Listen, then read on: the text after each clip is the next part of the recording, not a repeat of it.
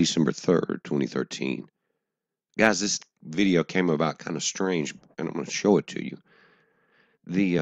Here I've got the definition of diversion, and to me, regardless of what you're talking about, get the enemy to look one way while major movement comes from the opposite direction. Guys, I don't care if it's military, political, martial arts, fake left, come from the right. You understand what I'm saying? Now, ISON we were told by mainstream media before YouTube started talking about it, that ISON would be the comet of the century. And we watched it. It's been beautiful, still watching it. I'm going to show you the new images as it comes across the sun and spreads out further. You see it coming into the top right there. But I was watching a radio show yesterday, and someone sent a video. But anyway, this whole time, guys, they were going to all the trouble to move the SDO cameras, get everyone to look, get everyone that had ground-based images to watch ISON on the 28th. Send their images in, get everyone's attention. Do not look back. Do not look back. Look at the sun on the 28th. Now you're seeing a smudge ring on both images. See that circle? Well, that's after these images were scrubbed. And my friend from Austin, Nick Danger, sent an image into Paul Begley's show yesterday while I was watching it and asked if we knew anything about it. So I went back and they had scrubbed it from the SETI A camera. That's all that's left. If you'll go to that timestamp on the 28th of 4:09, you'll see just that circle. Well, I happened to be recording most of the cameras on the 28th. Top right is the picture they sent in to the radio show where you could see it there on live stream, guys.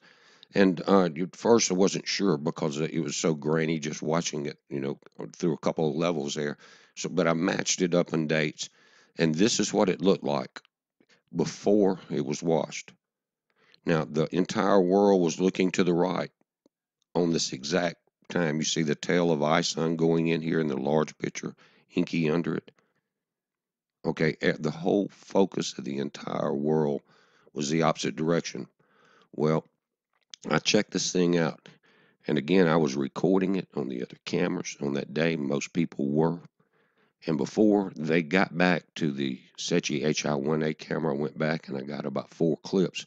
This thing came in from the left. I was checking it on this gray camera because it will eliminate almost any lens flare that you're dealing with. Okay? But why would they scrub it on the left side, guys?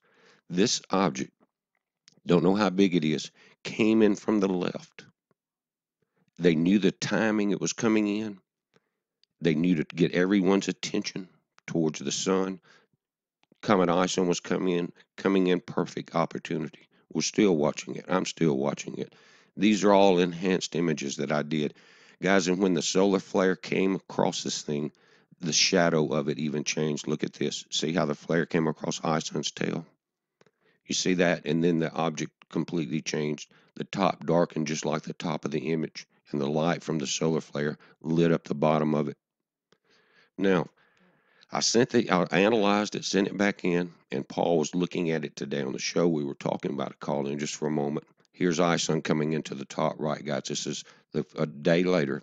So perihelion had already came around. It's the same camera though, just to show you you're not seeing it there. It came through on this camera on that date. Now, we were talking about it on the show. And a fellow called in, he couldn't tell us about himself. He said his name was Mike, worked for the federal government. He said the picture was real, that someone had let it leak out. 4 people had just lost their job about it. But I'm sure Paul will probably archive that video tonight. I'm not sure his schedule on how he does that, guys. Some of you know more about that than I do. But he may have the guy that called in.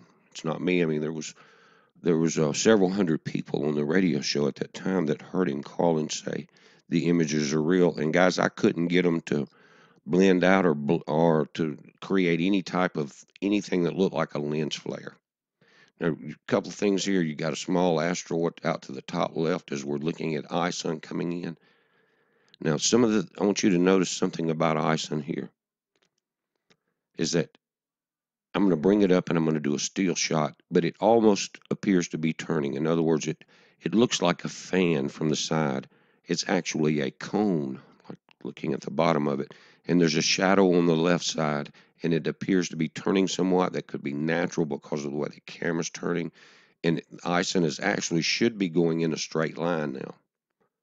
Now, this is Lovejoy. I was looking over on this camera to see what if Ison had appeared on it yet, and it has not. But that's Comet Lovejoy. As you rises up and you see it gets a little brighter in the last few images from a solar flare. You see that? Well, I'm going to bring this up. But Lovejoy is still kicking. Now, it's not a sun diver, but this is the area that Ison will be coming through. You see Mercury and that the star cluster there is the Pleiades. Now, this, I think, is just I think it's something on the lens, guys. I'm not sure. It looks like a Mississippi buzzard. I know someone's going to say Klingon bird of prey. It's moving right there. I don't know. But that's Lovejoy there. And this is the area we're going to be watching for that fan pattern of Ison if we can pick it up on this camera. Now, check this out. This is the one I had saved that I went back. Did you see what happened on the left? Now, you see the tails of Inky and Ison going into the sun. You're going to see a couple flashes to the left that look at that solar activity that those comets are creating, guys. There's our image. It's not a sun flare. I mean, a lens flare, guys. But wait, I forgot. You're not supposed to look that way, remember? Don't look back. All eyes to the right. Stay in step. Here's after the flare comes under, lights up the bottom of the object. Here, they've scrubbed it. There's still a faint circle in the time. Now, we don't know anything about its size because we don't have anything to compare it to. How close was it to the stereo A camera, right? But we do know that it was taken off. Why? We got a caller that sounded official. Sounded like he knew what he was talking about. 4 people lost their job over that image getting leaked to the public. Is there something out there that will make a man's heart fail out of fear, guys? What's going on with this? Don't know. It's a heads up. Be safe.